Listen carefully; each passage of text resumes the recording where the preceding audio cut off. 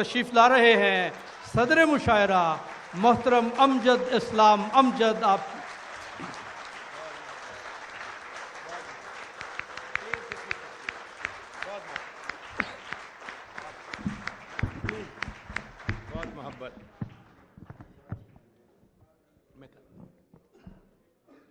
بہت محبت، بہت شکریہ.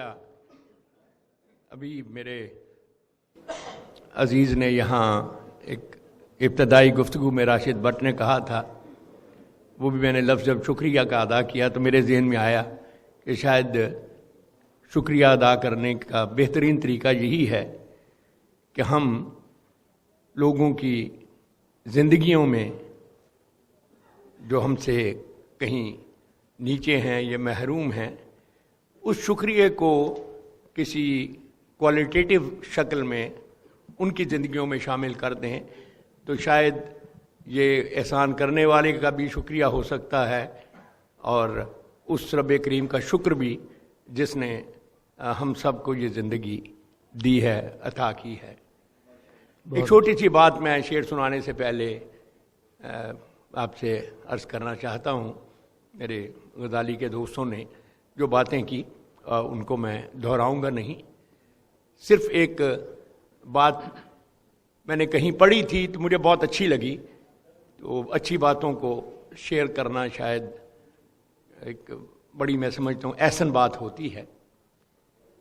کہتے ہیں کہ کسی گھر میں جیسے چھٹی کے روز لوگ کوئی پکنک وغیرہ، کوئی تاش کی پارٹی یا کس طرح بیٹھے ہیں، ایسی ایک محفل میں جو گھر کا بچہ تھا وہ بار بار آتا تھا اور کبھی کوئی چیز چھیڑ رہا ہے کبھی کوئی، تو اس نے باپ نے ایک دو دفعہ منع کیا، اگر وہ ظاہرہ بچہ تھا وہ نہیں مانا.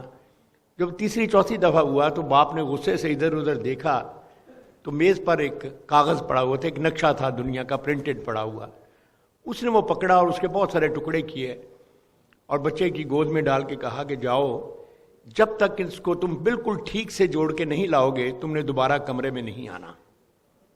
اب اس کا خیال یہ تھا کہ شاید یہ تو کئی دن بھی لگا رہے تو اتنے ٹکڑے جمع نہیں جڑ سکتے، مگر وہ 10 منٹ کے اندر اندر وہ بچہ آیا اور اس نے ہر چیز ٹھیک ٹھاک جوڑی ہوئی تھی.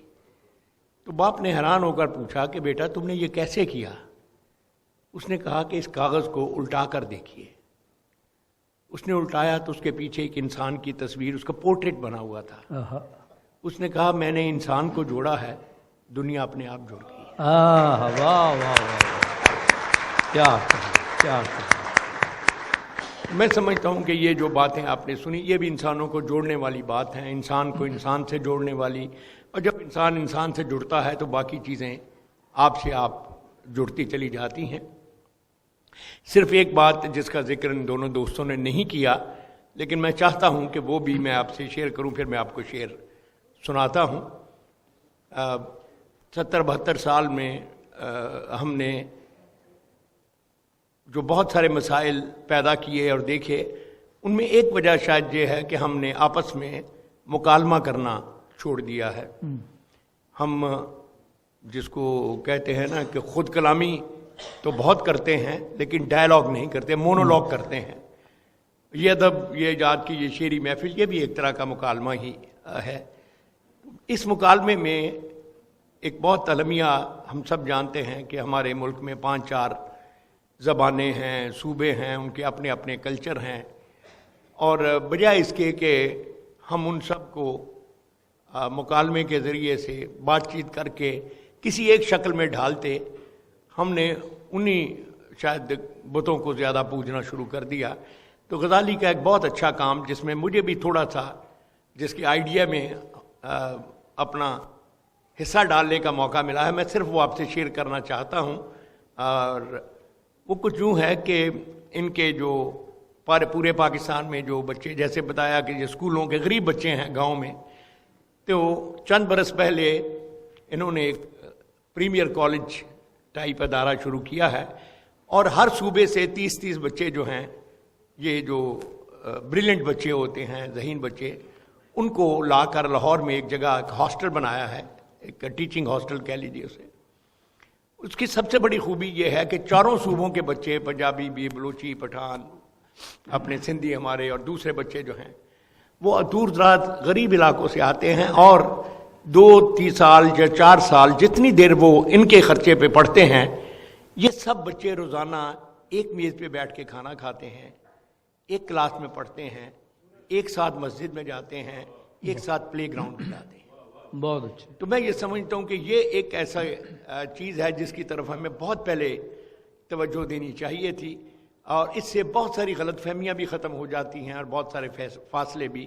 بالکل۔ تو مجھے بڑی خوشی ہے کہ آپ سب دوستوں نے ان باتوں کو بہت توجہ سے سنا ہے، اور جو بات توجہ سے سنی جاتی ہے، میرا تجربہ بھی یہی ہے اور میرا ایمان بھی یہی ہے کہ وہ کہیں نہ کہیں آپ کے اندر کوئی نہ کوئی تبدیلی، تحرک ضرور پیدا کرتی ہے۔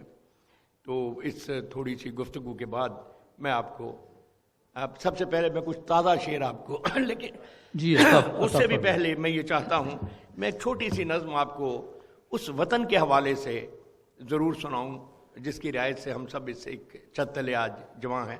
وہ چھوٹی سی نظم ہے، زیادہ لمبی نہیں، کہ میرے وطن میری ہستی کا منتہا تو ہے۔ واہ، بے شک۔ میرے وطن میری ہستی کا منتہا تو ہے، میرے خیال کی ندرت تیری جبیں تک ہے۔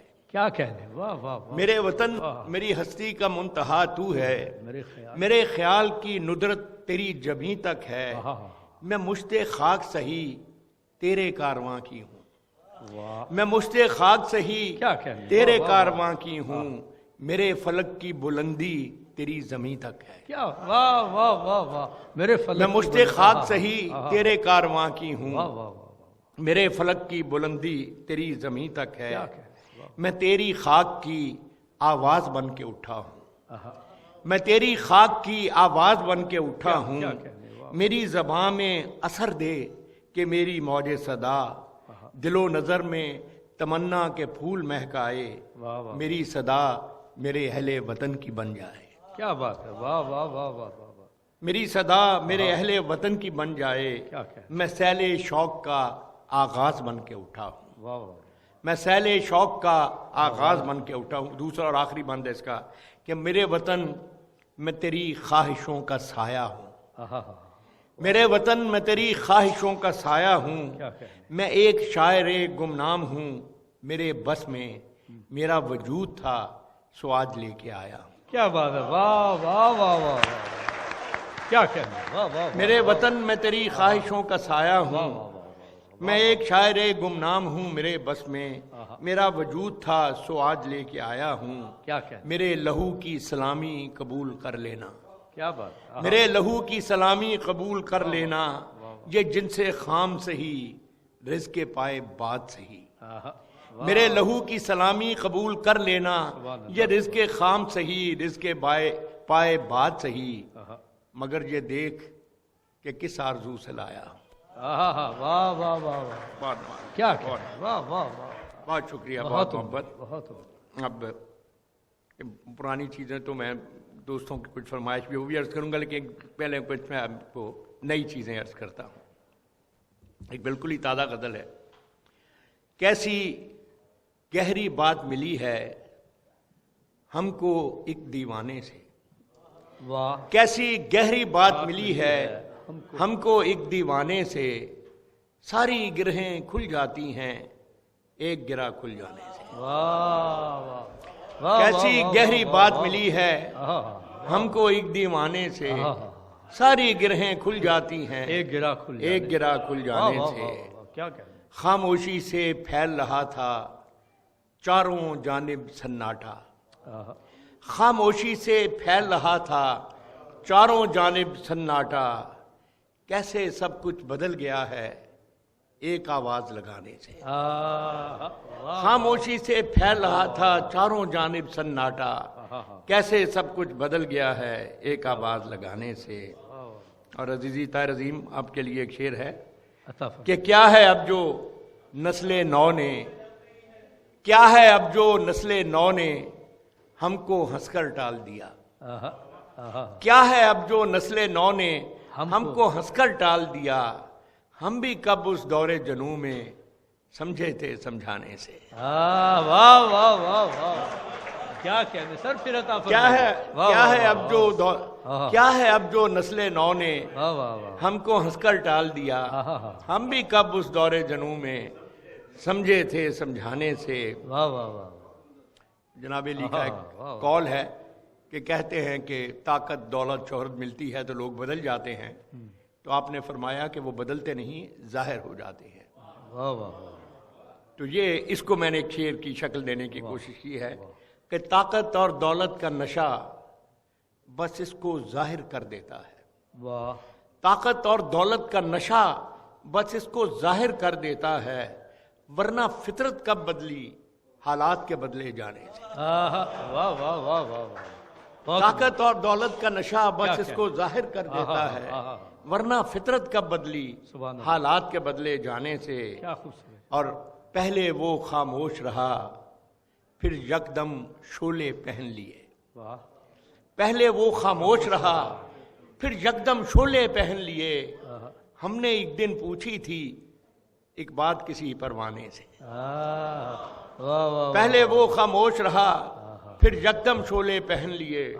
ہم نے ایک دن پوچھی تھی کیا ایک بات کسی پروانے سے. واہ.